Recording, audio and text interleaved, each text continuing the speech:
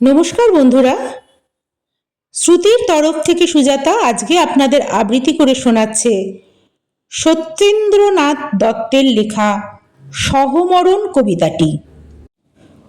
সহমরণ বা সতীদাহ আমাদের সমাজের এক বর্বরচিত অধ্যায়, যেখানে ধর্মের নামে জীবন্ত মেয়েদের সম্পত্তির লোভে তার শ্বশুরবাড়ির লোকেরা পুড়িয়ে মারত।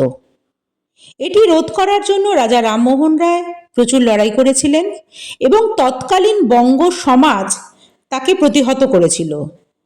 তিনি যদি বিদেশে গিয়ে লন্ডনের মাটি থেকে প্রিভি কাউন্সিল থেকে আইন পাশ না করাতেন, তাহলে কিন্তু বাঙালি সমাজ তার পাশে দাঁড়াতো না। তিনি কাজটি করে এসেছিলেন, তারপরে এখন আমরা তাকে মাথায় তুলে রেখেছি। তৎকালীন বঙ্গ সমাজ তাকে কোনো রকম সাহায্য করেনি এবং তিনি এখানে ফিরেও আসতে পারেননি, তিনি মারাও গেছিলেন বিদেশের মাটিতে। যাই হোক, শুনুন সহমরণ কবিতাটি।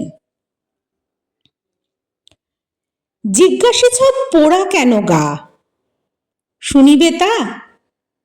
শোনো তবে মা, দুঃখের কথা বলবো কারে বা। জন্ম আমার হিঁদুর ঘরে, বাপের ঘরে খুব আদরে ছিলেম বছর 10।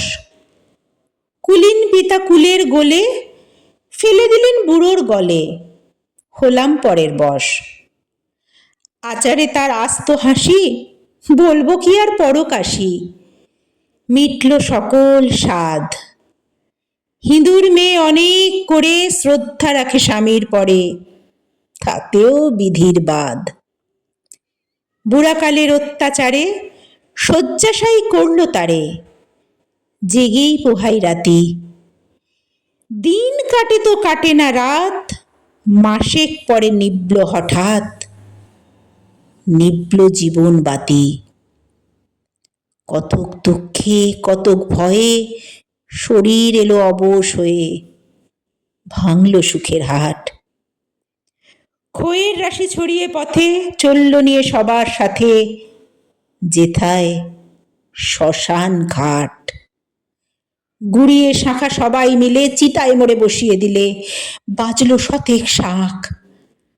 লোকের ভিড়ে ভরেছে ঘাট, ধোঁয়ায় চিতার আধ ভেজা কাঠ, উঠল গর্জে ঢাক। রোমে রোমে শিরায় শিরায় জ্বালা ধরায় প্রাণ বাহিরায়, মরি বুঝি ধোঁয়ায় এবার। আচম্বিতে চিৎকারলে চিতা ভেঙে পড়লাম জলে, মাঝি এক নীলতা নাই তার। যত লোকে কহে মার মার, আমার তো সংজ্ঞা নাই আর। যবে ফিরি মেলিনু নয়ান, দেখি এক কুটিরের মাঝে, সেই মাঝি আছে বসে কাছে, যে মোরে জীবন দেছে দান। কদিন গেল শুধু কাঁদি, শেষে তারই করলাম শাদি। ভুলিলাম ক্রমে যত ক্লেশ, আগুনে গিয়েছে জ্বলে রূপ, তবু ভালোবাসে পোড়া মুখ। দুঃখে সুখে দিন কাটে বেশ, খেয়া দেয় মরদ জোয়ান, আছে আরো 1.5 বিঘা ধান। আমি নিজে মিশি বেচি মা। শুনিলে তো, পোড়া কেন গা। ধন্যবাদ। কেমন লাগলো অবশ্যই জানাবেন।